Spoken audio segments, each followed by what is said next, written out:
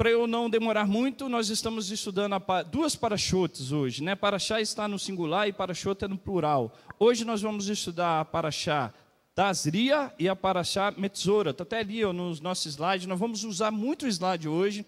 A paraxá Tazria fala sobre conceber e a Metzora fala sobre lepra.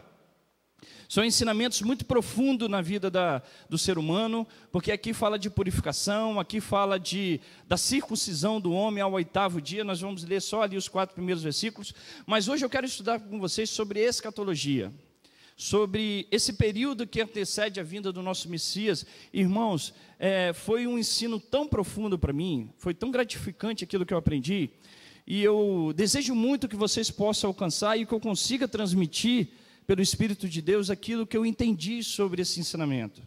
Eu acho que todos nós temos uma responsabilidade individual e principalmente uma responsabilidade coletiva. E eu quero mostrar para você aqui sobre esse conceito escatológico, que mostrar a visão judaica de Yeshua sobre esse tema e dos discípulos. Você vai ver o quanto Yeshua se aproximava a sua concepção para a concepção do seu povo. Yeshua jamais se distanciou daquilo que o povo judeu acredita sobre esse período que antecede a vinda dele, a volta do nosso Messias, onde a escatologia cristã tirou toda a sua essência, a essência mais profunda, o verdadeiro chamado pela qual eu e você temos.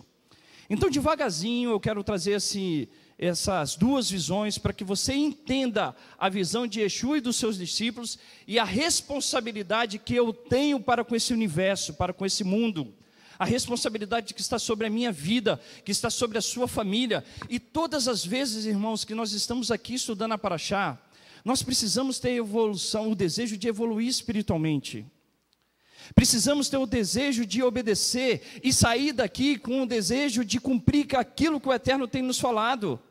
Quando o Tiago fala que nós não podemos ser semelhante ao homem que olha o teu rosto no espelho e esquece, ele está dizendo que às vezes nós transmitimos o ensino, o Eterno transmite o ensino para nós e saímos dessa porta, nós esquecemos de exercê-lo. Mas nós precisamos cumprir isso em nossas vidas. E o chamado dessa paraxá é trazer essa responsabilidade que nós temos espiritualmente com a nossa vida e com essa sociedade. Então eu queria falar sobre a escatologia cristã e visualizar como é a escatologia judaica, como ela é profunda, como ela não pensa simplesmente numa religião, como ela não está voltada simplesmente num conceito doutrinário, mas ela está voltada num conceito bíblico de responsabilidade de uma sociedade. E é o que eu quero mostrar aqui com vocês. Então está aqui, Paraxá Tazria, ela inicia em Levítico capítulo 12 e vai terminar na Paraxá Metzora, que é a paraxá que fala sobre a lepra, tá bom? Que termina lá em Levítico capítulo 15, verso 33. Mas eu queria que você abrisse a sua Bíblia comigo em Levítico 12, verso 1 a 4. É o único texto bíblico que eu não coloquei ali no nosso projetor, mas eu quero ler aqui com você para que a gente comece a falar sobre esse conceito de escatologia, tanto a cristã quanto a judaica. É lógico que eu não vou poder abordar todos os temas da escatologia cristã, porque ela tem algumas vertentes, tá? Não são muitas, mas são algumas vertentes, e eu não vou conseguir abordar todas, mas eu quero abordar a que mais distancia do verdadeiro conceito bíblico. Não sei se vocês têm visto essa novela aí do Apocalipse. Eu não costumo ver novela, eu não vejo. Eu sei que ela está tratando desse tema, e como eu estava estudando, eu fui ver no YouTube alguns flashes rápidos de 5 minutos. Ela é totalmente baseada num conceito antissemita. Totalmente baseado no conceito antissemita. Irmãos, eu sou muito sincero na minha explanação. Eu não acho que os nossos irmãos possuem um antissemitismo de ódio. Eu estava até comentando isso ali com os irmãos da sala. Mas existe um antissemitismo teológico. A nação cristã, o povo cristão ama Yeshua, ama a nação de Israel, ama o povo de Israel, na sua grande maioria. Lógico que existe antissemitismo, até de ódio dentro da igreja, mas na sua grande maioria, o povo evangélico e o católico ama o povo de Israel. Mas existe um antissemitismo teológico, e a doutrina dessa escatologia pré-tribulacionista, ela tem a sua raiz, o seu cordão umbilical, nesse antissemitismo estabelecido por Roma, lá pelo século III ou IV. Então eu queria compartilhar isso aqui com vocês, para que vocês entendam um pouco mais à frente. Mas Levítico capítulo 12, eu peço que o Eterno nos abençoe, que seja Ele a nossa paz, o nosso shalom, o nosso entendimento, que Ele fale ao meu coração, que Ele fale ao teu coração, e que sejamos todos edificados aqui pela palavra de Hashem. Amém? Levítico capítulo 12, verso 1 diz assim, ó, diz o Senhor a Moisés, diz aos filhos de Israel, se uma mulher conceber, por isso é Tazria, e tiver um menino, será imunda durante 7 dias, como nos dias da sua menstruação. No 8º dia, Shemini, foi a paraxá anterior que nós estávamos falando sobre o 8º dia de consagração do Mishkan, quando os sacerdotes foram ali, adentraram dentro do Mishkan, e aqui também está falando do 8º dia. No 8º dia o menino será circuncidado, depois ficará ele 33 dias purificando do seu sangue, em nenhuma coisa santa tocará, e não virá aos santuários até que se cumpra os dias da tua purificação. É o que cumpriu Davi e cumpriu a Maria Eduarda na semana passada. Os seus pais trouxeram os seus filhos depois desse período de purificação. Mas irmãos, vocês já fizeram a pergunta, por que o menino, ele era circuncidado ao 8º dia, Jorge? É uma pergunta a se fazer.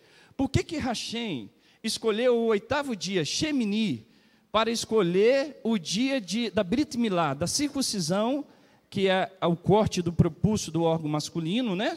Onde um judeu, ao nascer no 8º dia, ele tinha que cumprir essa mitzvah, esse mandamento. Algum significado espiritual existe no 8º dia, na qual eu e você precisamos assimilar. Quando nós falamos de perfeição, dentro do contexto da palavra, ela é representada pelo número 7, Shivá. Pelo número 7, representando que nesse dia se fala de uma obra completa, quando o Eterno estabeleceu, criou os céus e a terra em 6 dias, e no 7º dia ele concluiu uma obra. O número 8 fala que é algo que vai além, que transcende esse contexto do material. O complemento do número 7 fala de uma obra completa, materialmente falando. O número 8 fala algo que transcende, algo que se conecta ao mundo espiritual. Quando o Eterno estava estabelecendo o número 8, Shemini, para que ocorresse a Brit Milá, ele estava falando que um judeu, a essência da sua vida era o conteúdo espiritual. Ele nasceu para ser espiritual, para exercer as funções que geram vida.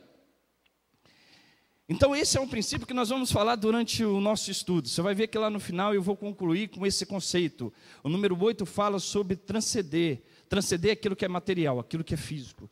Tenta prestar atenção, irmão. Se você estiver com sono, não fica, o professor aqui não fica preocupado, tem café ali, tem água, pode levantar, pode lavar o seu rosto, mas o mais importante é que você compreenda, tá? Eu sei que com ar-condicionado, estudando, às vezes dá um cansaço, mas pode ir lá beber sua água sem problema nenhum. Olha só, escatologia são detalhes do mundo vindouro, do mundo que está por vir. Não, eu acho que eu passei aqui um pouquinho. Escatologia vem do grego exatos. A palavra escatologia vem do grego que significa, que tem a raiz etimológica exatos, que significa último, mais o sufixo logia, que significa estudo. Então, escatologia é o estudo dos últimos dias. Todas as vezes que você ouvir falar, eu quero aprender sobre escatologia, o que a escatologia da sua religião ensina, ele está falando o que você sabe sobre os últimos dias, sobre os dias que advêm na visão cristã, o fim do mundo, né? Na visão judaica não tem nada a ver com o fim do mundo, nada a ver.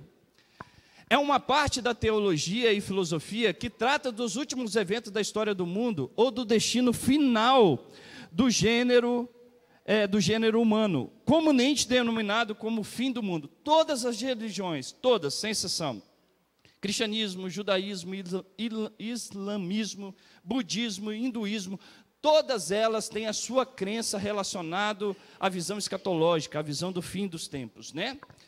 Em muitas religiões, o fim do mundo é um evento futuro profetizado dos textos sagrados, de forma ampla.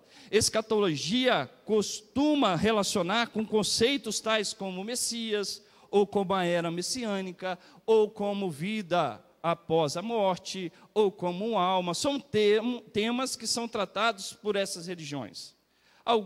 As diferenças são enormes, tá, irmãos? Mas existem alguns pontos que se assemelham, né, nessas religiões, tá? Mas eu quero aqui abordar a visão escatológica do cristianismo, eu quero abordar a visão escatológica do judaísmo. O que é mais interessante? Pode vir aqui, se tivesse aqui o rabino dos rabinos, Yeshua é algo que está acima, tá, irmão? Mas viesse aqui Moisés, viesse aqui Arão, viesse aqui os profetas, viesse aqui Paulo, que viesse aqui Pedro, que viesse aqui Rabino Shaul, Paulo, nos ensinar, todos eles não iam conseguir profetizar e ensinar para vocês a profundidade desse tema. Não iam conseguir, porque isso é bíblico. Olha só, isso está dentro da tradição judaica. Detalhes do mundo vindouro não são mencionados na Torá. Detalhes até que são mencionados, mas a sua plenitude não é mencionada na Torá e nem nos profetas, já que a revelação trata apenas do mundo presente, Olam Hazé.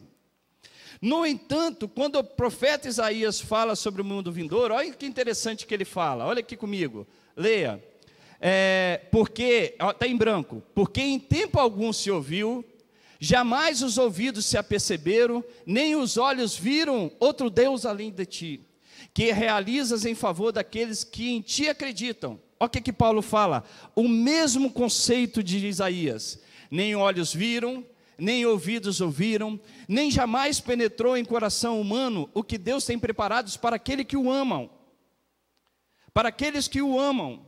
Então, assim, por mais que haja estudo, por mais que haja dedicação, o que nós podemos transmitir é detalhes. Porque é tão profundo que Paulo fala que nem olhos viram, nem ouvidos ouviram, aquilo que Deus preparou para aqueles que o amam. Então, o que nós vamos dar aqui é indicações, é detalhes, algumas vertentes bíblicas, tendo base bíblica, né? Eu não posso pegar e trazer uma teologia escatológica baseada em conceitos subjetivos, tirando de compreensões, de visões que um teve, que outro tiveram. De visões nós somos cheios, cada religião tem uma visão, mas eu quero dar aqui um aprofundamento bíblico para que você compreenda, tá? Então, para a gente não delongar muito, vai comigo em Mateus capítulo 24, que aqui, irmãos, é onde começa a falar sobre a visão escatológica que o cristianismo tem. Mateus capítulo 24, Yeshua fala sobre um período muito tribuloso, de muita tribulação. E o que é interessante, você precisa analisar, que Yeshua era o quê? Um judeu. Que Yeshua nasceu como judeu. Que Yeshua viveu como judeu. Que Yeshua estudou com os judeus. Que Yeshua ia ao templo a adorar o Deus dos judeus. Que Yeshua comeu comida dos judeus. Irmão, se eu não compreender a visão judaica sobre esse tema, eu não vou conseguir chegar a um denominador comum. Eu vou conseguir chegar a teologias que se formam outras teologias, que se formam outros conceitos sobre esse tema. Eu preciso entender a visão judaica sobre este assunto. Não era diferente com Yeshua, eu vou te mostrar ao longo do estudo. Todas as vezes que Yeshua estava ensinando sobre esse tema, ele falava de acordo, em linha com os conceitos judaicos, com a literatura judaica. Olha que interessante, ó. Mateus capítulo 24, verso 1, fala de um período de tribulação. Diz assim, ó: e quando Yeshua ia saindo do templo, Jesus ia saindo do templo, aproximando dele os seus discípulos para lhe mostrar a estrutura do templo. E Yeshua, porém, lhe disse: não vedes tudo isso? Em verdade eu vos digo que não ficará pedra sobre pedra que não seja derrubada. E estando assentado no Monte das Oliveiras, chegaram-se a ele os seus discípulos em particular, dizendo: dize-nos quando serão essas coisas, e que sinal haverá da tua vinda e do fim? Fim do mundo. Fim do mundo. Quando será? Olha, eu coloquei em branco aqui para vocês, da tua vinda do fim do mundo, para que vocês compreendam. Primeiro, irmãos, existe aqui dois questionamentos que nós precisamos fazer. Yeshua estava com os discípulos, e os discípulos já sabiam da sua vinda. Yeshua não estava com ele, não estava com eles. Por que eles perguntaram sobre uma vinda? Quer dizer que eles tinham consciência que em algum momento Yeshua deixaria de estar com eles, e que outra vez ele retornaria para conviver com os discípulos. E ele pergunta, só aqui bate, que sinal haverá da tua vinda? Bate, porque essa é uma visão judaica. O que não tem nexo com a visão judaica são essas duas palavras, fim do mundo, que tem três, né? Mas uma é uma consumação dos séculos. Essa palavra, quando você estuda os conceitos da Bíblia Hadashah, ou as cópias da Bíblia Hadashah mais antiga, elas estão em grego. E é verdade, irmãos, eu acredito, embora, porque era a língua mais comum. Alguns textos eu acredito que foram escritos, eu acredito que o livro de Hebreu foi escrito em hebraico, que eu acho que o autor de Hebreus ali, que alguns entendam ser Paulo, ele estava falando diretamente para judeus. Então, como era uma língua familiar, possivelmente foi escrito em hebraico. Mas mesmo que tenha sido escrito em grego, o pensamento era o quê? Judaico. Era a fé do povo judeu. Então eu preciso entender sobre essa fé. E aqui está dizendo, essa palavra aqui, fim do mundo, ela vem do grego que está aqui, sinteleias tous aionos. Eu não sei se a fonética está correta, porque eu não conheço a língua grega, e eu não sei se a fonética, mas aqui está escrito, sinteleias tou aionos, que pode ser traduzido como consumação dos séculos, ou como fim dos dias, né? Ou fim do mundo, tá? Mas, irmãos, se você olhar só por esse conceito, você não vai entender o verdadeiro significado. Sabe por quê? Essa é uma pergunta, fim do mundo, que não faz sentido na história judaica, e nunca houve uma letra da literatura judaica antes de Yeshua que fala sobre fim do mundo. Porque qual que é a sua concepção quando nós falamos de escatologia? Que esse mundo vai ser o quê? Destruído. Que esse mundo, alguns entendem, vai ser queimado com fogo, vai ser destruído com fogo. Essa é a visão do cristianismo, e eu não estou te falando geral, mas é que mais predomina, que transmite a ideia que esse mundo chegará a um fim. Essa não é uma visão judaica, nunca foi na história judaica, nunca teve uma letra dizendo sobre esse tema, fim de mundo, destruição do mundo. Então, pode até haver essa tradução, sinteleias tou aionos, mas o sentido não é fim. O sentido é uma transição, é um processo na qual você sai e que você evolui. E isso faz parte do contexto judaico. Quer ver? Deixa eu passar um pouquinho para que você entenda um pouco melhor. Olha ali, Mateus 24, verso 3 e Atos 1, verso 6. Olha Mateus 24 de novo, que nós acabamos de ler. Eu vou ler aqui agora para vocês, dentro da tradução de David Ster.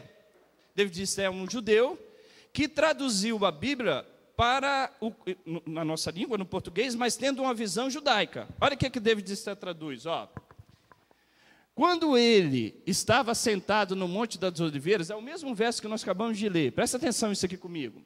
Os talmidins é o plural de talmid, que quer dizer aluno. As palavras se conectam, né? Talmid, aluno, talmud, estudo, ou instrução, ou ensino, né? Talmidim é o plural de alunos, de discípulos. Quando ele estava sentado no Monte das Oliveiras, os discípulos se dirigiram a ele, diga-nos, perguntaram, quando acontecerão essas coisas, e qual será o sinal da tua vinda, e de que o Olam Hazé, Olam quer dizer mundo, Hazé presente, o mundo presente estará terminando. Aqui sim é uma visão judaica. O judeu acredita no Olam Hazé, ele acredita no Olam Rabá, no mundo vindouro, no mundo futuro. Ele não acredita que esse mundo Olam Hazé será destruído. Ele acredita que esse mundo Olam Hazé, ele será transformado para que ele possa receber o Olam Hazé, possa receber o Olam Rabá, o mundo vindouro. Porque, olha quando você compara a mesma lógica da pergunta que os discípulos fizeram, mas em outro contexto. Olha aqui comigo, ó. Olha Atos 6.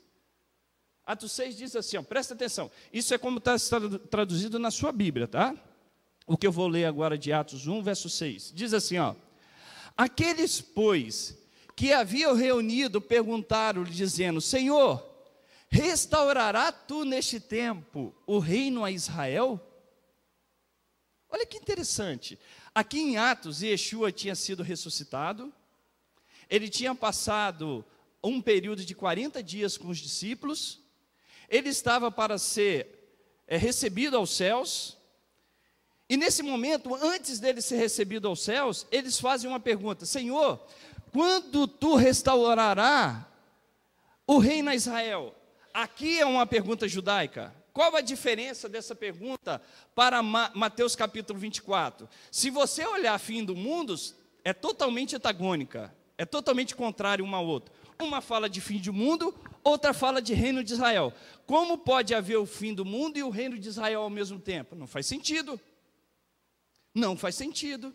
Então aqui eles perguntam sobre o reino de Israel, e lá eles falam de fim do mundo. Não faz sentido. Se vai ocorrer o fim do mundo, como haverá reino? Como vai acontecer? E aqui eles fazem uma pergunta: quando o Senhor vai restaurar o reino a Israel? Essa visão é judaica. Restaurar o reino a Israel.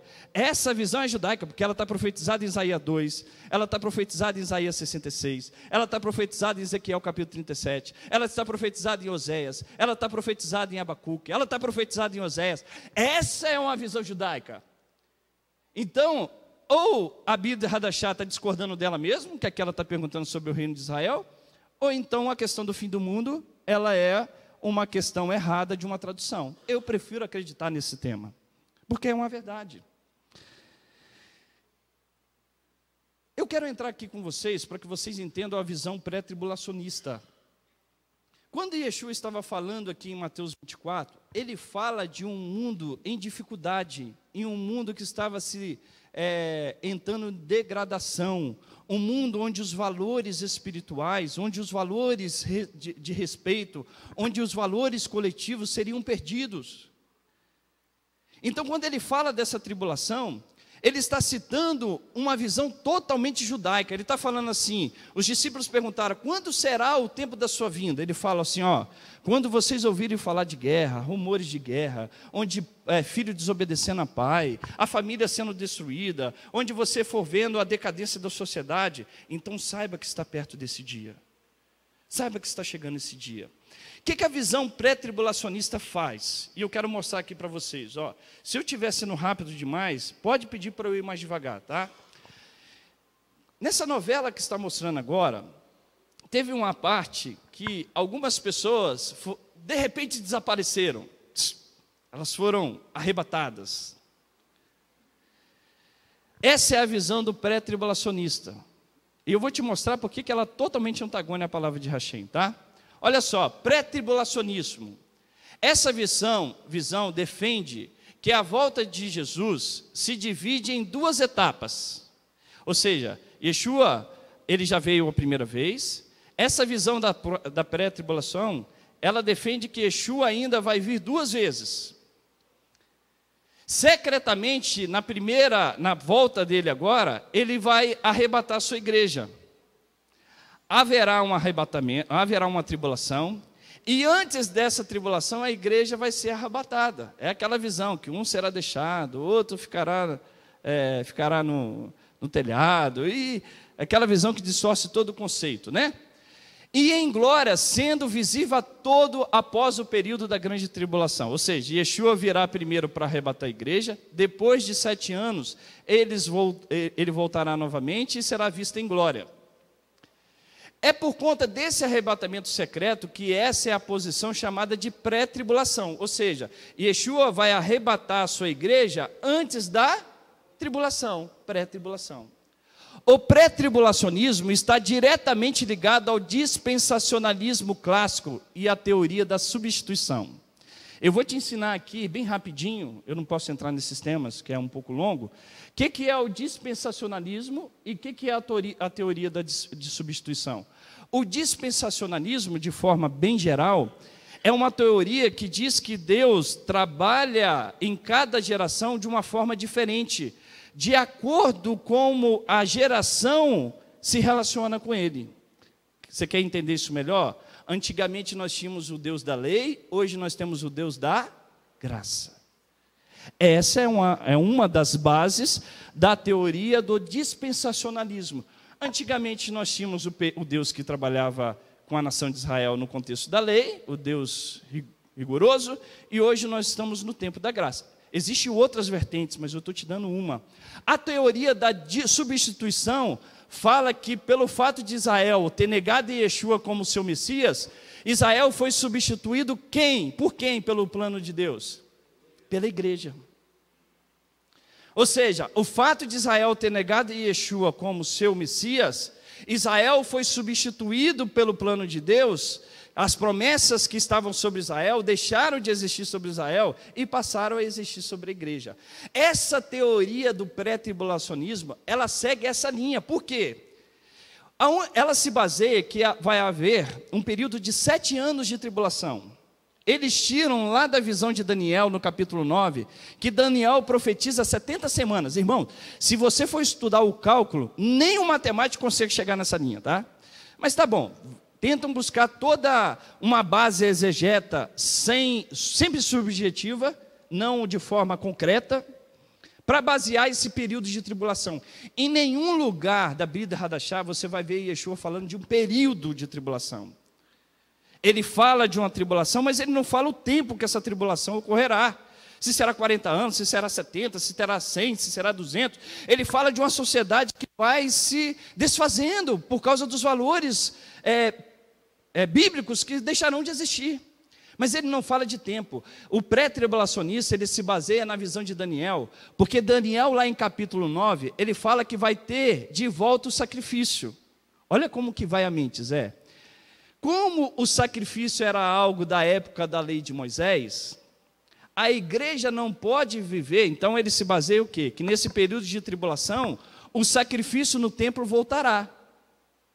Como a igreja está no período da graça e não no período da lei, e o sacrifício se refere à lei, a igreja será arrebatada, porque ela não está no período da lei, sim da graça, então ela vai ser arrebatada, ela ficará nos ares com Yeshua HaMashiach, e depois de 7 anos, quando o período do sacrifício desfizer, a igreja que está no período da graça vai voltar com Yeshua para julgar a humanidade. Uau! Bem fantástico, né? Irmãos, não estou aqui menosprezando, eu estou aqui dando a verdade, porque este ensinamento aqui, ele é totalmente contrário aos princípios bíblicos. Quando você assiste essa novela que está passando, lá mostra as crianças sendo arrebatadas, mostra aqueles que creem em Jesus sendo arrebatados, aquele que estava ouvindo uma mensagem na hora, ele ouviu a mensagem e foi arrebatada. Quem ficou? Os ímpios e mais quem? Os judeus. Ficaram lá. A raça ruim dos judeus ficaram lá. Aquele povo que não busca celebrar Shabat ficaram lá. Aquele povo que não busca em amar o próximo, em fazer o bem para o semelhante. Aquele povo que busca em cumprir os princípios, ficaram lá. A raça ruim dos judeus que matou Yeshua. Essa é a visão do Império Romano, que acusa os judeus de deicídio, de terem matado Deus, de terem matado Yeshua. E isso continua dentro dessa doutrina, e é pregado sobre essa escatologia dentro das igrejas evangélicas, até de chega. Vai acabar o mundo, a igreja há de voltar com o Messias, e ele há de julgar o mundo juntamente com a igreja, a santa igreja, que ela é santa mesmo. Tira aquela concepção, guardem isso na cabeça de vocês. Não existe igreja, comunidade de Yeshua sem judeu. Não foram os judeus que foram anexados à oliveira, mas foram os ramos. Eles são os ramos verdadeiros, na qual a videira brava, aquela que não deveria estar, foi enxertada. Então essa teoria não faz sentido. Sempre que você escuta essa teoria, você está ouvindo falar que a igreja é uma coisa e que Israel é outra. Aonde você encontra isso na Bíblia? Aonde você encontra isso na Bíblia? Olha que interessante ali eu coloquei para vocês, ó.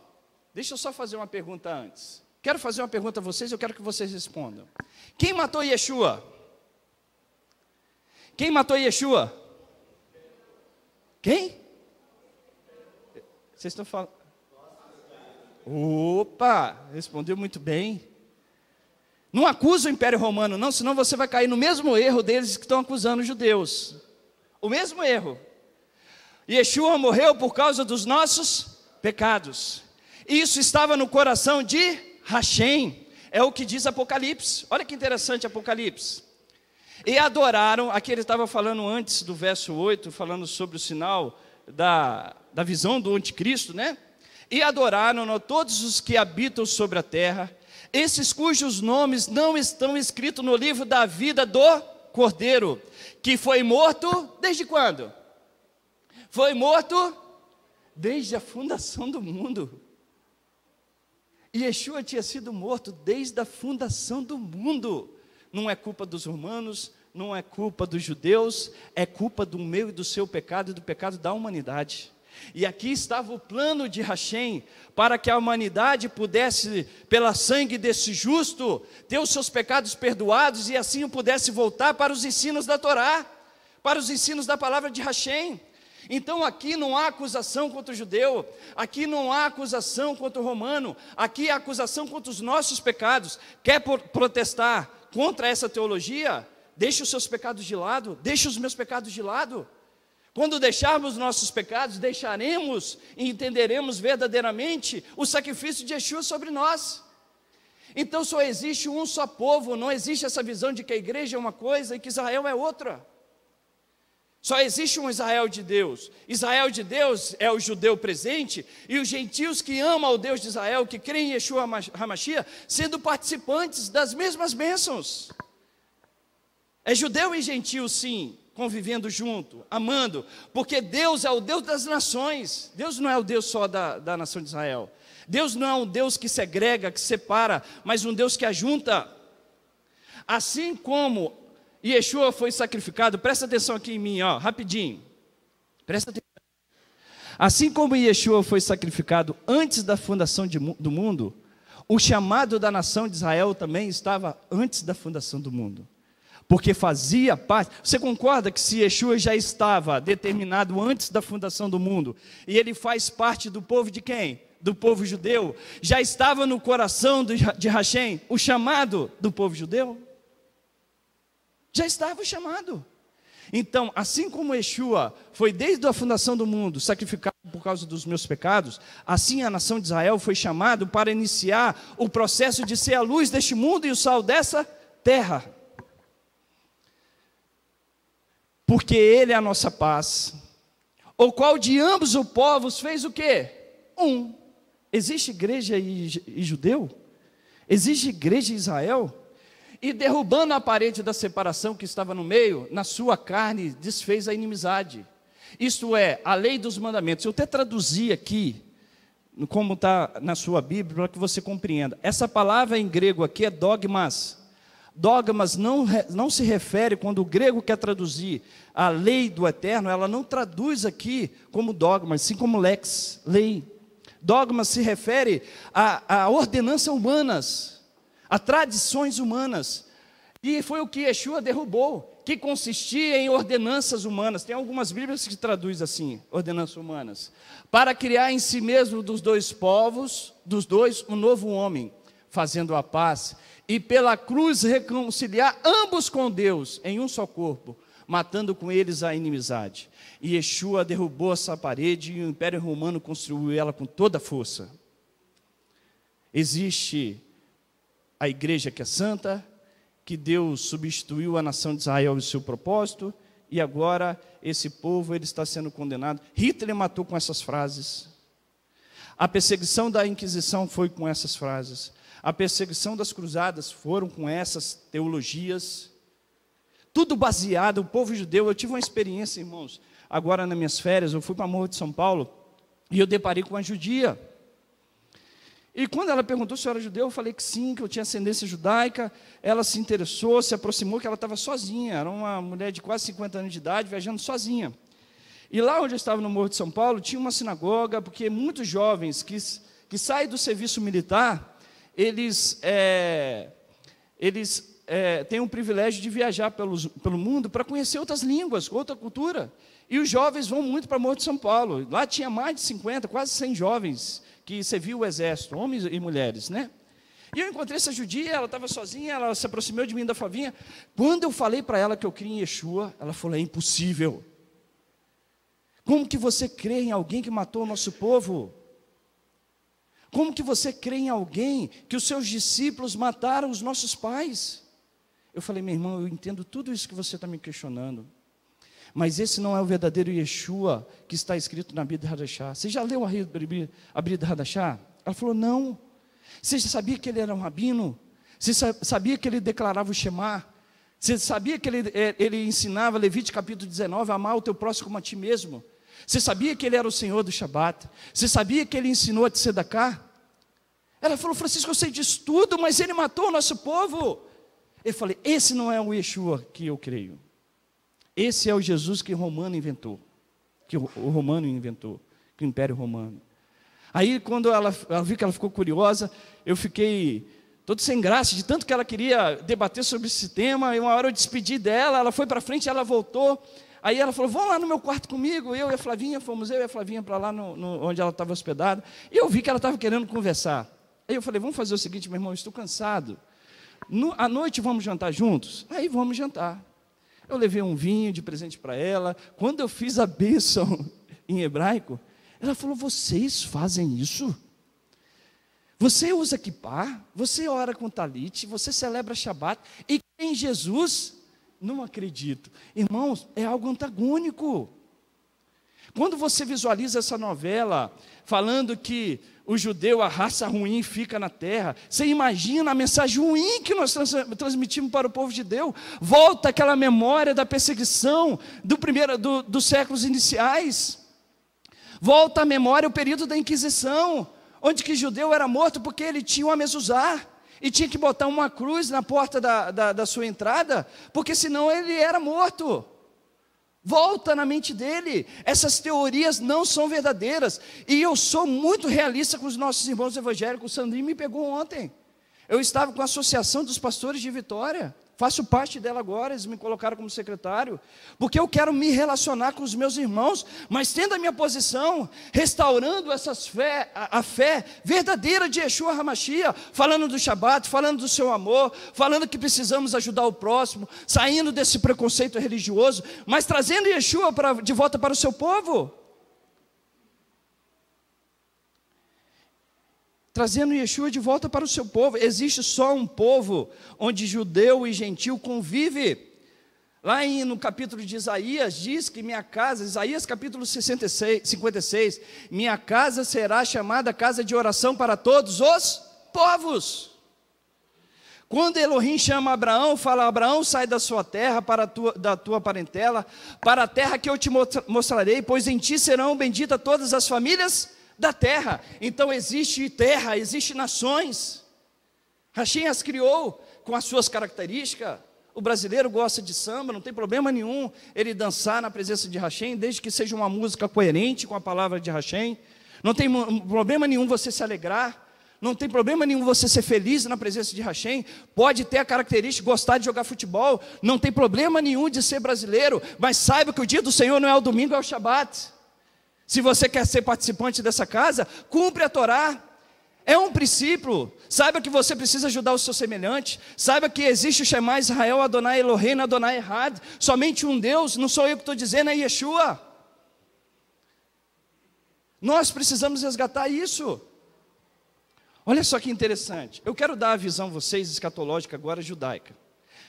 Vou resumir a escatologia pré-tribulacionista do cristianismo.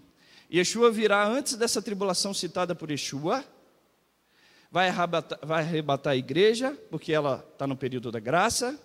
A raça ruim do judeu vai ser tratada aqui por Deus. Aí se baseia lá em Apocalipse que 144 mil serão salvos, e ali fala da tribo de Judá sim, mas entender a gematria judaica, ela vai além dessa concepção só de você pegar o número aqui nesse ensino fundamental que nós temos, é muito mais profundo, muito mais profundo. E João ali como um judeu, conhecedor da Torá e da gematria judaica, ele estava falando algo espiritual. E aí ficou a raça ruim do judeu aqui, depois Jesus vai vir para julgar o judeu e toda a humanidade dos ímpios que ficaram. Muito lindo, né? A luz do mundo e o sal da terra vai ser tirada. Faz sentido?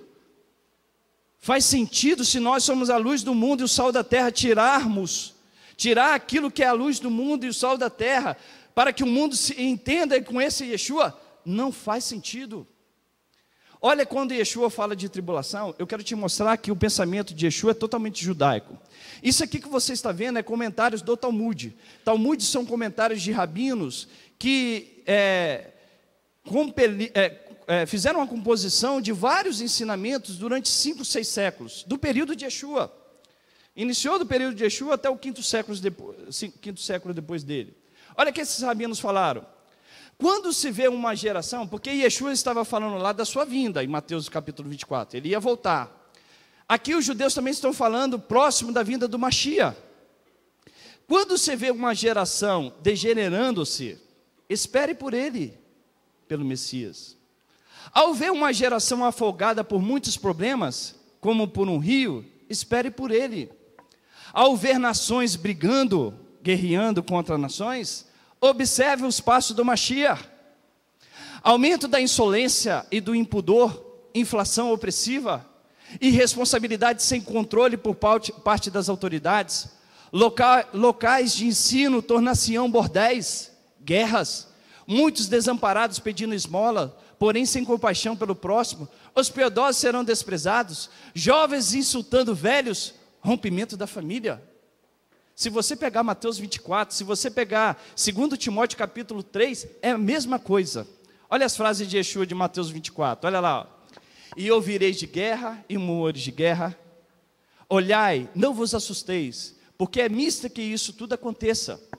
Mas ainda não é o fim. Portanto, se levantará nação contra nação. Você vê isso hoje em dia? Vê. Reino contra reino, você vê isso hoje em dia? Sempre existiu na sociedade, tá? E haverá fomes, pestes, terremotos em vários lugares. Nesse tempo muitos serão escandalizados e trair-se-ão uns aos outros se odiarão, e por multiplicar a iniquidade o amor de muitos se esfriará. Nós olhamos uma pessoa na rua, nós nos sentimos compaixão, as pessoas passam a sua necessidade, compartilham conosco, parece que não é conosco. Mortes, mais mortes sobre a Síria, mais de 100 mil pessoas morreram na Síria, e nós não clamamos um dia sobre aquele país. Falta de amor, falta de compaixão, filhos desrespeitando pais, as famílias sendo destituídas, homossexualismo avançando dentro das famílias, ódio para com o pai, sem respeito com as orientações dos pais. Irmãos, a nossa sociedade está dentro desse nível. A vinda do nosso Mashiach está muito próximo, e Yeshua estava ensinando isso, os rabinos ensinaram isso. Mas aqui, irmãos, aqui que eu quero ensinar para vocês, eu quero que vocês parem comigo. Eu vou atrasar uns 10 minutinhos do horário, tá? Mas eu quero ensinar a vocês aqui a responsabilidade que nós temos, presta atenção em mim, a responsabilidade que nós temos com este mundo, com essa sociedade. Se nós não entendemos isso aqui, tudo que eu falei para vocês não faz sentido. Eu mostrei o problema, mas não mostrei a solução. Eu quero te mostrar a solução. Olha que interessante quando você estuda aqui, Gênesis, e aqui eu vou te ensinar a escatologia judaica, tá? O que os judeus entendem sobre esses fins que antecedem a vinda do Mashiach. Para que você possa compreender isso, eu preciso ensinar a você a característica do homem. Quando eu falo homem, estou falando do ser humano, homem e mulher, tá? É porque a Bíblia traduz como homem, mas ele se refere ao homem e à mulher. Aqui você vai entender muita coisa da luta que você tem interior, da luta que eu e você temos no nosso interior. Parece que existem duas forças no nosso interior, né, coronel? E existem mesmo, duas forças, uma lutando contra a outra. Olha que interessante, ó. Gênesis capítulo 26, 27 diz assim, ó. E disse Deus, façamos o homem à nossa imagem, conforme a nossa semelhança, e domine sobre os peixes do mar, e sobre as aves do céu, e sobre o gado, e sobre a terra, e sobre todo réptil que se move sobre a terra. E criou Deus o homem à sua imagem, a imagem de Deus o criou, homem e mulher os criou. Irmãos, para pensar comigo aqui na criação. Quando você olha a Torá, eu já ensinei isso aqui para vocês, quando vocês olham a Torá, mudando de padrão, observe que algo a Torá quer te ensinar. Deus aqui fala assim, ó, eu desejo que o homem seja semelhante a mim. Essa palavra aqui que está no português, conforme a nossa imagem, conforme a nossa semelhança, ela vem, me ajuda aí Zé, ela vem do hebraico demut tselen. Demut tselen. Quando os judeus pegam esses dois termos, essas duas palavras, elas não se referem a semelhanças físicas, mas a semelhanças o quê? Espirituais. Então, quando Deus manifesta aqui o seu desejo, Ele estava dizendo que Ele desejava que o homem tenha a mesma característica que ele tem, o quê? Espiritual, não física. Quando Deus fala de dedo, mão, é para que a gente compreenda, mas Deus é espírito. Então, quando Ele fala que Ele deseja fazer o homem à sua imagem, à sua semelhança, Ele está querendo dizer que Ele quer fazer o homem igual a Ele espiritualmente. Eu vou ler, quando que isso aqui concretiza? Se concretiza lá em Gênesis capítulo 2, verso 7. Aqui está escrito em hebraico, e eu vou ler devagarzinho com você no original, para que você entenda que aqui está criada as duas características do ser humano. As duas características do ser humano, as duas forças do ser humano, vamos dizer assim, ó. Está dizendo assim, ó, Vayetzer Adonai Elohim et ha'adam afar min ha'adamah. O que está dizendo aqui? Criou Elohim, formou o Senhor Deus, o homem do pó da terra. Então Deus criou o homem de mineral. O ser humano foi criado do pó da... É a primeira criação da nossa composição. Presta atenção às duas forças. Deus cria o homem do pó da terra. É o que está dizendo. Vayetzer, formou, Adonai Elohim, o Senhor Deus, et ha'adam, o homem, afá min ha'adamah, do pó da terra. Criou o Senhor Deus, o homem do pó da terra. Aí continua. Vai par Beapav, e soprou nas narinas do homem, e soprou na narina deles, Nishmat Hayan, e soprou na narina do homem o fôlego de vida, Vayehi Ha'adam Lenefesh Hayah, e tornou-se o homem alma vivente. Para comigo, ó. Deus cria a força do homem, que é originada do pó da terra, e depois Ele sopra na narina do homem para gerar o quê? Vida no ser humano. Vamos entender isso aqui que os judeus ensinam? Que aqui é profundo demais. Profundo demais. Quando Deus estava criando a luz, o que Ele falou? Irriô, vai irriô. Haja luz, ouve? Foi criado através do quê? Da palavra. Quando Deus fala, faça separação entre terra e águas, foi criado era algo que não existia, que passou a existir. Quando Deus cria a relva, a composição agrícola, as plantações, disse Deus, haja relva, e que haja semente, e que os frutos dela sejam conforme as suas espécies. Logo depois, Deus cria os animais aquáticos, tudo pela sua palavra, e nada existia, tudo foi originado naquele momento, tudo foi criado. Mas quando Deus cria a alma vivente do homem, o que Ele fala? Ele fala para gerar o homem do pó da terra, mas quando Ele gera o homem a alma vivente, o que Ele faz?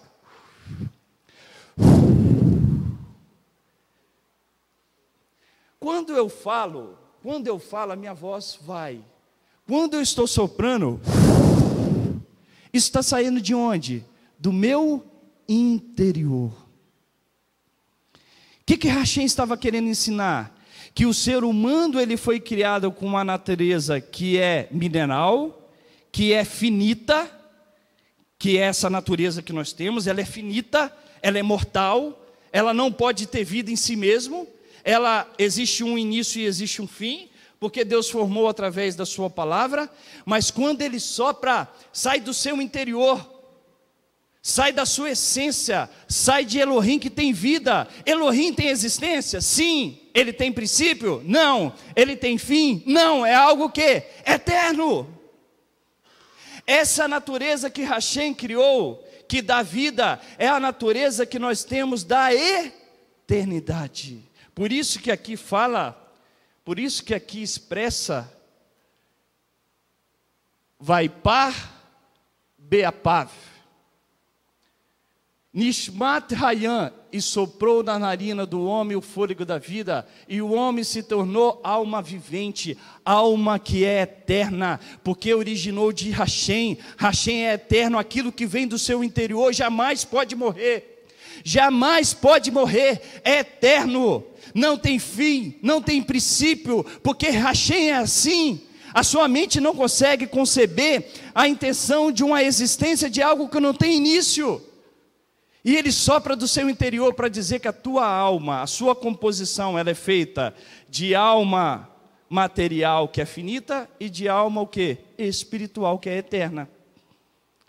Essa é a sua composição. Deixa eu passando aqui, ó. Eu já falei isso aqui, eu quero falar sobre a composição da alma do ser humano e é baseado nesse texto. Quando Deus formou, aqui está aqui, ó, eu dividi aquele texto ali de Gênesis capítulo 2 em duas partes. E formou o Senhor Deus o humano do pó da terra. Essa é a alma humana. O judaísmo chama ela de alma animalesca. Não é animalesca do sentido pejorativo. É animalesca porque ela tem a mesma característica da alma do animal. O que o animal quer fazer? Ele quer comer, ele quer se defender, ele quer ter relação sexual para procriar. Essa é a natureza animalesca. Ela tem uma característica muito ruim. Muito ruim. Você já viu? Eu vou falar aqui, ó. Então vai lá.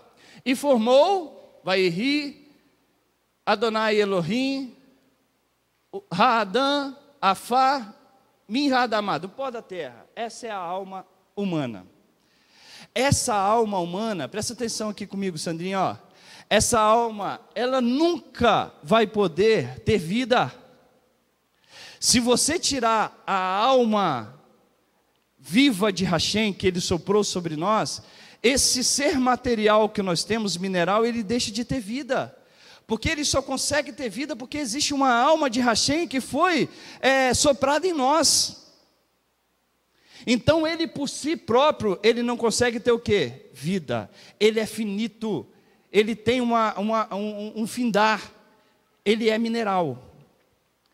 Soprou nas narinas é a alma divina, é a alma que nós temos de Hashem. Tudo que vem de Hashem é o quê? Eterno. É a alma divina. Conseguiram entender essas duas almas? Você já viu? Olha só.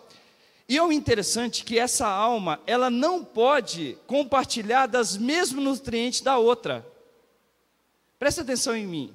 Essa alma animalesca, ela não pode usufruir dos mesmos nutrientes da outra. E a alma divina não nutre com os mesmos nutrientes da alma animalesca. Você já viu que o ser humano, os judeus falam que a alma animalesca é aquela alma que quer dormir, quer comer bastante, não quer trabalhar, só quer descansar, ela só pensa aquilo que é contrário aos princípios bíblicos, ela deseja ter tudo desenfreado na sua vida, seja o alimento. Você já viu que quando você vai querer orar, você está lá orando, você quer ir buscar a Deus 10 horas da noite, o que acontece com você? Sono. Mas se você for para a balada, você fica até 5 horas da noite sem abrir uma boca. Porque você alimentou a sua alma animalesca, e esse nutriente ela reconhece, mas o nutriente da oração, o nutriente espiritual, o nutriente de ajudar o próximo, o nutriente de amor a Deus, ela não conhece. E ela sempre vai lutar com a outra. Olha só que interessante, vocês entenderam essas duas composições? Eu vou passar aqui um pouquinho, ó. Olha que interessante, Eclesiastes. E o pó volte à terra como era, e o espírito volte a Deus que o Deus. Ó Apocalipse, o que fala, ó? E havendo aberto o quinto selo, vi debaixo do altar as almas do que foram o quê?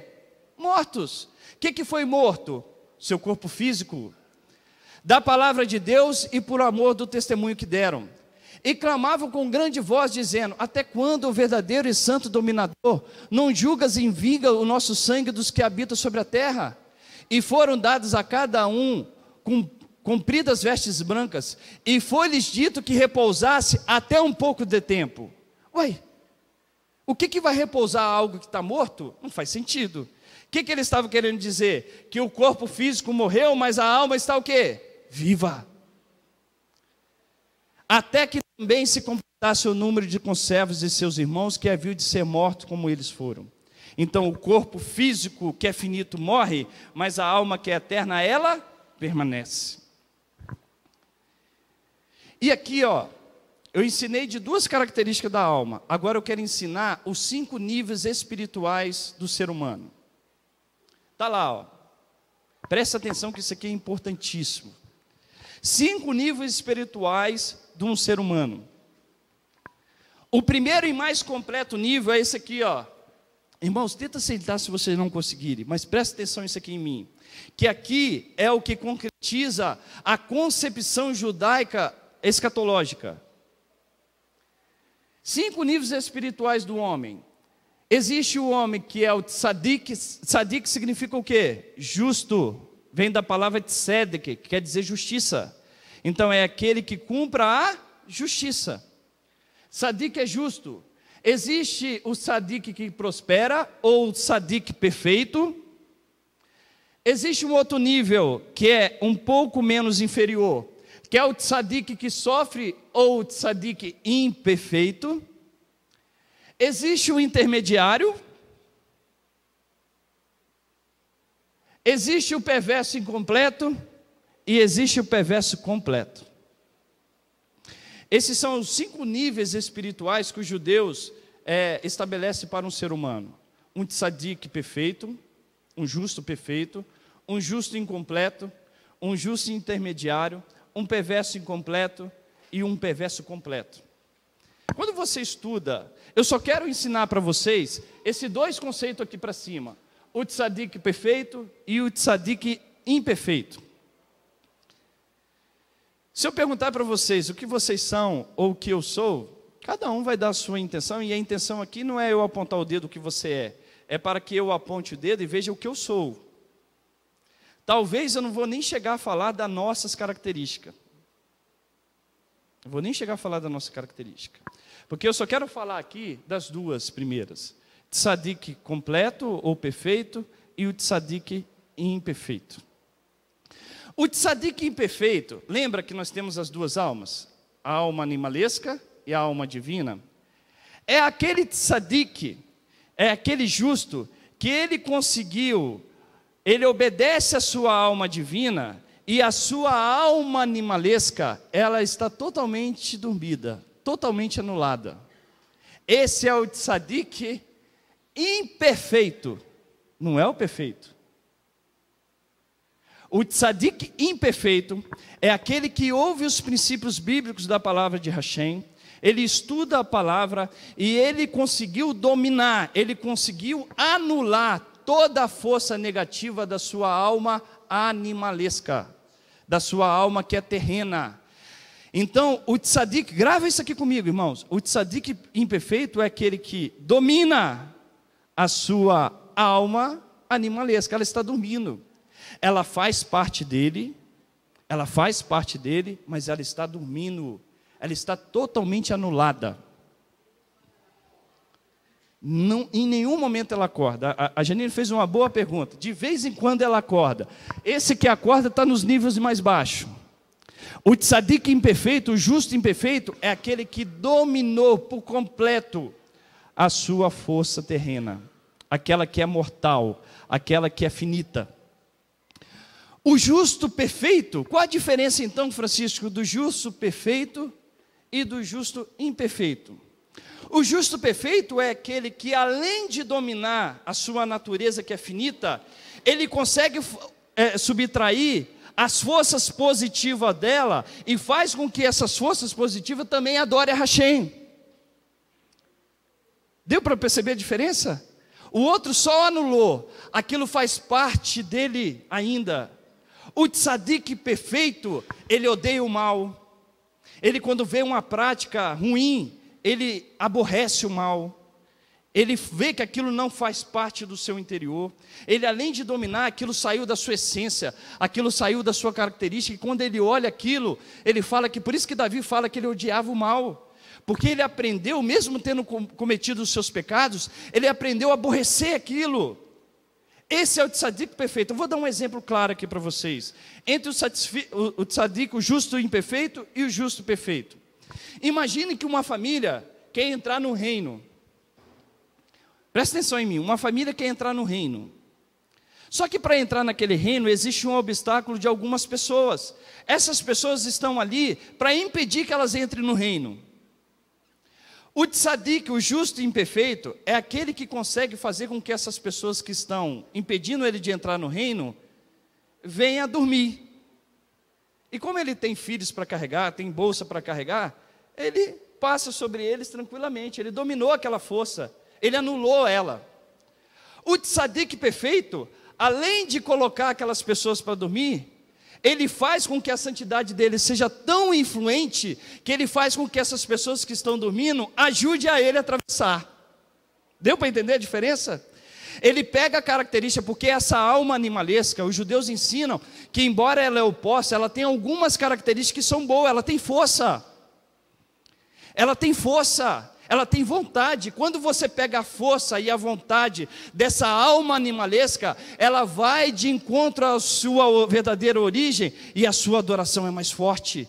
Esse é o tzadik perfeito. Ele, além de anular o mal, ele faz com que o mal possa também ter um lado positivo. Sabe quem é esse tzadik perfeito? Yeshua HaMashiach.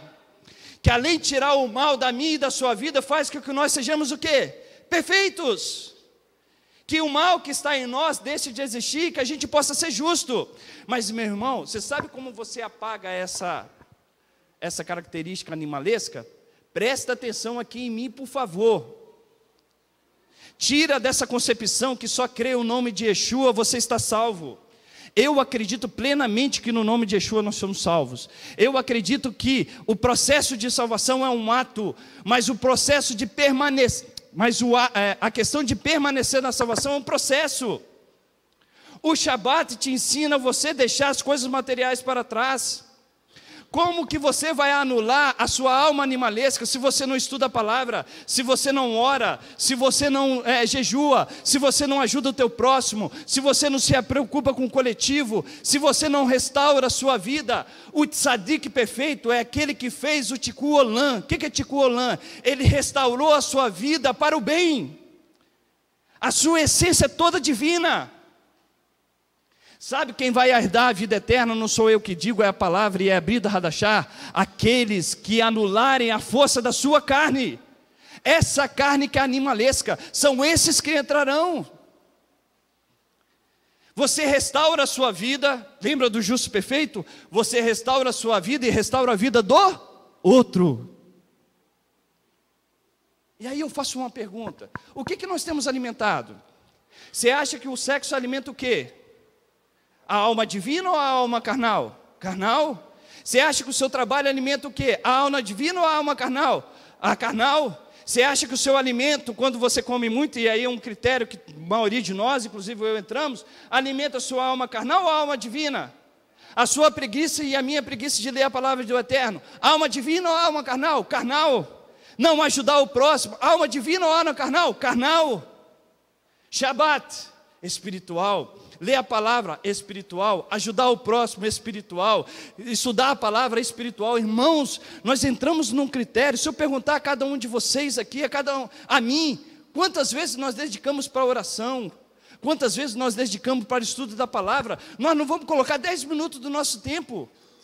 E nós somos salvos em Yeshua HaMashiach. E o judeu que ora 3 vezes por dia, que faz tzedaká, que cumpre a palavra, é a raça ruim que matou Deus. É a coisa mais incoerente que há na face da terra, mais injusta. Se você crê um Deus de justiça, é a coisa mais injusta que existe na face da terra. Eu acredito que o ladrão da cruz se salvou? É evidente que sim. Os últimos serão primeiros, mas ele se arrependeu. Se ele estivesse aqui na terra, ele teria que trabalhar pela sua santificação. O que diz Hebreus capítulo 4? Hebreus capítulo 14, verso 12. Sem santificação ninguém verá o Senhor. Ninguém verá o Senhor. Eu vou pular aqui um pouquinho. Agora leia Romanos capítulo 7, entendendo o que eu acabei de te ensinar. Você vai entender direitinho o que Paulo falava. Lembra que eu te falei que a concepção deles era a mesma do seu povo? Olha aqui Romanos capítulo 7.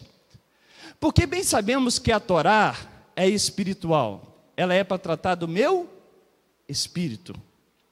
Mas eu sou velha natureza, vendido sobre o pecado, porque o que faço não aprovo. Pois o que eu quero não faço, mas o que eu aborreço, isso faço. E faço o que não quero, consinto que a lei que é boa. De maneira que agora já não sou eu que faço isso, mas o pecado que habita em mim. Porque eu sei que em mim, isto é, na minha carne, não habita bem algum. Com efeito, o querer está em mim, mas não consigo realizar o bem. Porque não faço o bem que quero, mas o mal que não quero, esse eu faço. Passa aí para mim, meu irmão, que eu não estou conseguindo. Vai. Ora, se eu faço o que não quero, já não faço eu, mas o pecado que habita em mim. Ache então essa lei em mim, que quando quero fazer o bem, o mal está comigo. Porque segundo o homem interior que Deus soprou no seu interior, nas suas narinas, eu tenho prazer na lei de Deus. Onde está? Mas vejo nos meus membros outra lei que batalha contra a lei do meu entendimento e me prende debaixo da lei do pecado que está nos meus membros. Miserável homem que sou, quem me livrará do corpo dessa morte? Dou graças a Deus por quem? Yeshua HaMashiach, nosso Senhor. Assim que eu mesmo, com o entendimento, sirvo a Torá de Deus, mas com a carne. Irmãos, isso aqui é a coisa mais distorcida do cristianismo. Porque aqui quando você lê Paulo falando, presta atenção em mim, dá a entender que Paulo está dizendo o quê? Que você tem o pecado, que o pecado convive com você, só que ele dá graça a Deus que você tem quem? Yeshua. Se você parar de ler aqui, você vai distorcer todinho, mas continua lendo. Passa para mim, meu irmão. Portanto, nenhuma condenação há para os que estão em Cristo Yeshua, em Cristo Jesus, que não andam, mas segundo o que é andar segundo a carne? Irmãos, não entende segundo a carne que só pecado, tá? Segundo a carne é você alimentar só a sua alma que é terrena. É isso que ele está falando. Se você ele está falando para crente em Yeshua aqui? Sim. Para crente em Yeshua, se você anda segundo só os desejos da sua carne, e alguns desejos da sua carne são lícitos, mas nem tudo convém, são lícitos, você está perdendo a tua salvação. Aqui Paulo fala que não andam segundo a carne, mas segundo o Espírito, porque a Torá da vida, do Espírito da vida em Yeshua, me livrou do pecado e da morte. Portanto, o que era impossível a Torá, visto que estava enferma pela carne, Deus enviando o seu Filho em semelhança da carne de pecado, pelo pecado condenou o pecado na carne, para que a justiça da Torá se cumpra em nós. A salvação que Deus deu a você através de Yeshua, é para que a justiça da Torá se cumpra em você. O Shabat, as leis de amar o próximo, as leis das festas bíblicas, as leis de você amar a Deus como teu único Deus, para que se cumpra em tua vida. Que não andamos segundo a carne, mas segundo o Espírito. Porque os que são da carne, inclinam-se para as coisas dela. Mas os que são do Espírito, para as coisas que são do quê? Do Espírito. Passa, meu irmão, já está acabando. Porque a inclinação da carne é morte, mas a inclinação do Espírito é vida e paz.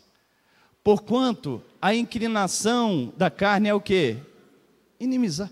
Francisco, eu posso jogar bola? Pode.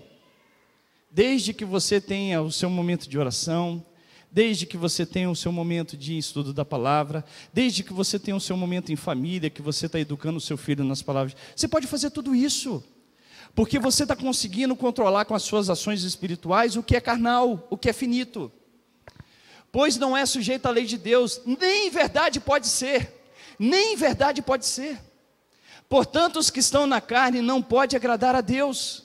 Vós, porém, não estáis mais na carne, mas no Espírito, se é que o Espírito de Deus habita em vós. Mas se alguém não tem o Espírito de Yeshua, esse tal não é dele. E se Yeshua está em vós, o corpo na verdade está morto por causa do pecado, mas o Espírito vive por causa da justiça.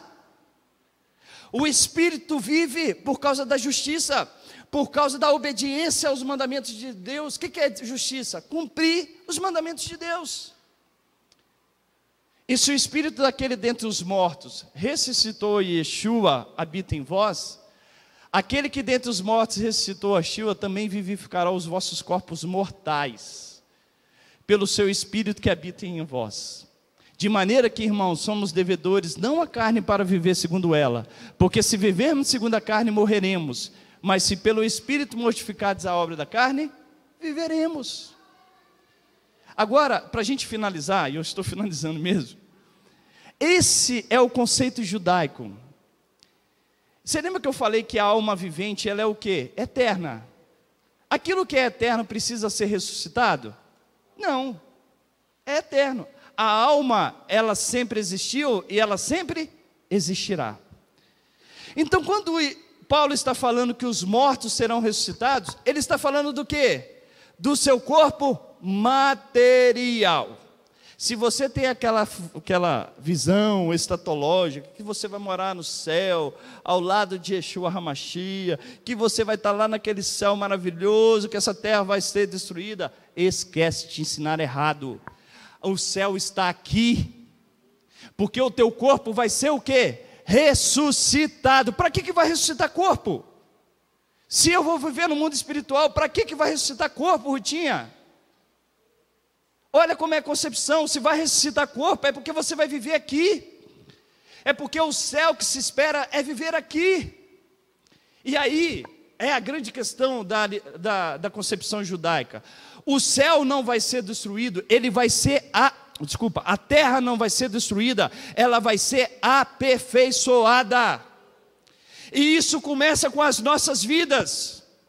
Uma vez um rabino estava falando, se você acredita no Messias, comece a fazer o que você já sabe que ele irá fazer.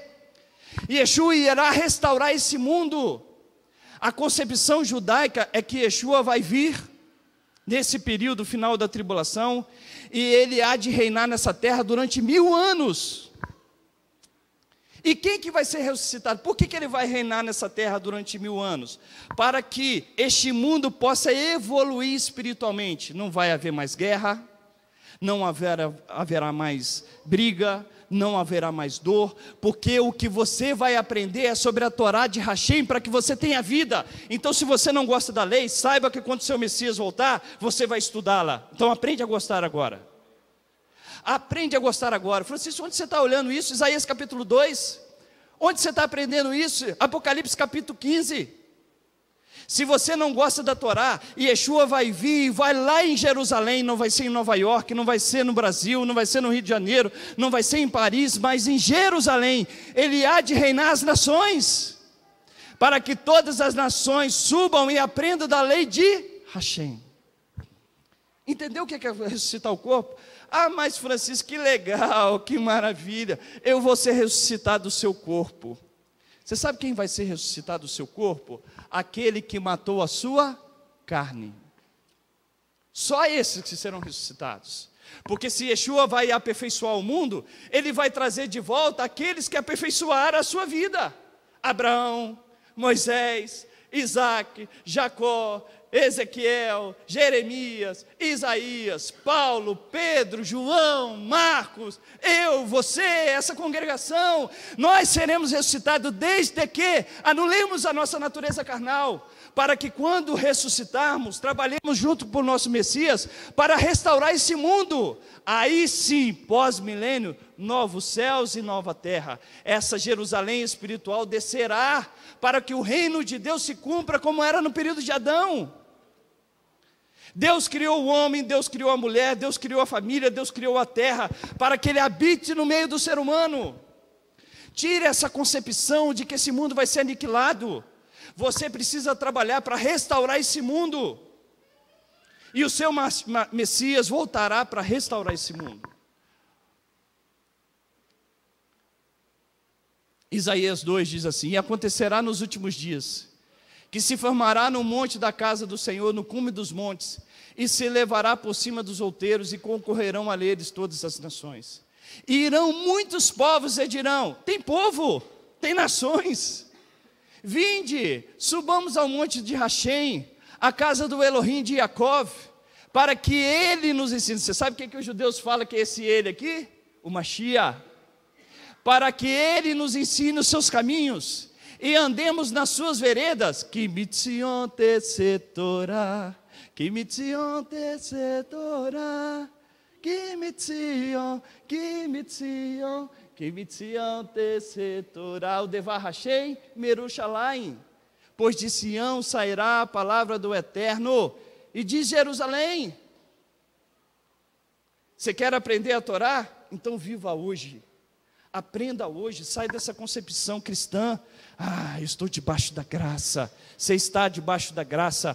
Todos que se esforcem em cumprir a palavra de Rachem, e que devido à sua natureza humana falharem, mas se esforçarem, se está debaixo da graça. Agora, todos aqueles que querem viver desobediência, por causa desse conceito antissemita estabelecido por Roma, domingo é domingo, Shabat é para o judeu, festividade é só para o judeu, saia dessa concepção.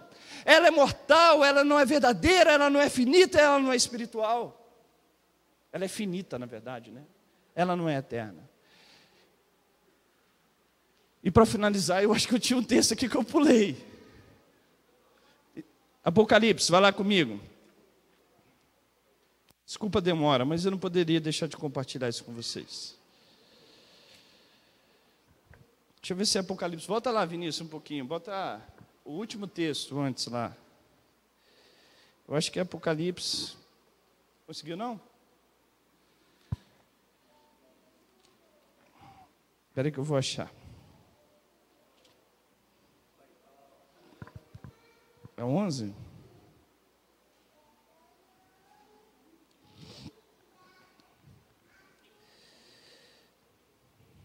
É isso mesmo, ó. Deixa eu ver aqui. Não, não é esse, não.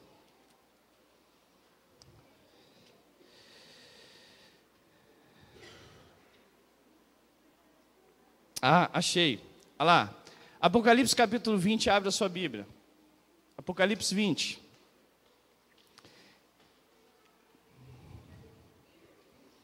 Apocalipse 20. Diz assim, ó: então vi descer do céu um anjo que tinha a chave do abismo e uma grande cadeia na mão. Ele prendeu o dragão, a antiga serpente, que é o diabo, Satã, e amarrou por 1000 anos. Lançou-o no abismo e ali encerrou o selo sobre ele, para que não enganasse mais as nações, até que os 1000 anos se completassem. Depois disso é necessário que seja solto por um pouco de tempo. Vi também tronos, e aos que se assentaram sobre ele foi-lhes dado o poder de julgar. E vi as almas daqueles que foram degolados por causa do testemunho. Olha a alma viva. As almas daqueles que foram degolados por causa do testemunho de Yeshua e pela palavra de Deus, que não adoraram a besta nem o sinal e a sua imagem, não receberam o sinal da testa nas suas mãos. Eles reviveram e reinaram com Yeshua durante 1000 anos. Eles foram revividos, ressuscitados. Os outros mortos, porém, não reviveram até que os 1000 anos completassem. Quem foram revividos? Quem foram ressuscitados? Aqueles que anularam a sua natureza. aqueles que vão trabalhar para um mundo onde ele vai ser espiritual, onde o espiritual vai se unir com o mundo material. Verso onde eu parei? 5. Os outros mortos, porém, não reviveram até que os 1000 anos se completassem. Essa é a primeira ressurreição. Bem-aventurados os santos, aqueles que têm parte na primeira ressurreição. Sobre eles não tem poder a segunda morte, mas serão sacerdotes de Deus e de Yeshua, e reinarão com ele durante os 1000 anos. Você sabe o que um sacerdote faz? Leva o povo de volta a Deus. Se você quer viver a primeira ressurreição, mate a tua natureza hoje.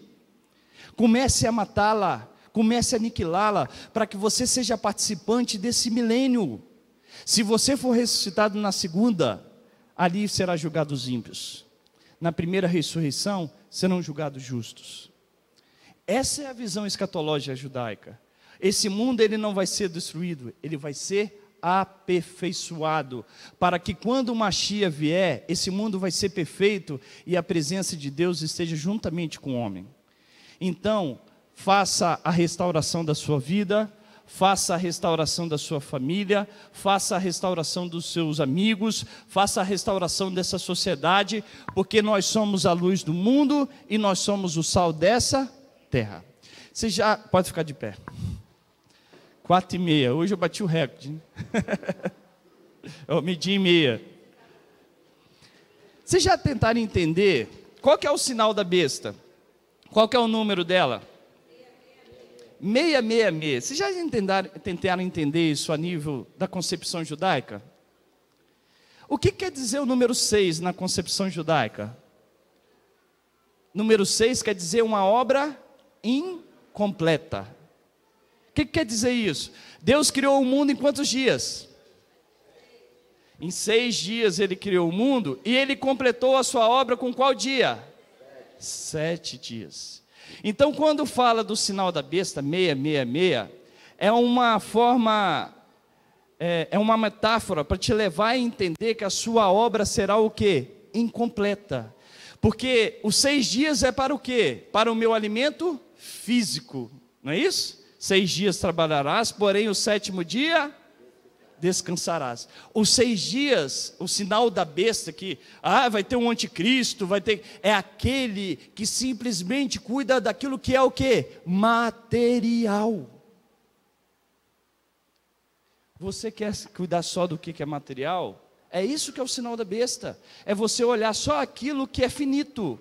Quando você entende a visão do Shabat, e que nós estamos estudando a Parashá Shemini, porque o Shabat fala de algo completo, de um mundo físico completo, só que a Parashá Shemini, o 8º, por isso que o judeu era circuncidado ao 8º dia, é aquilo que sai do lado finito e transcende o mundo que? Espiritual.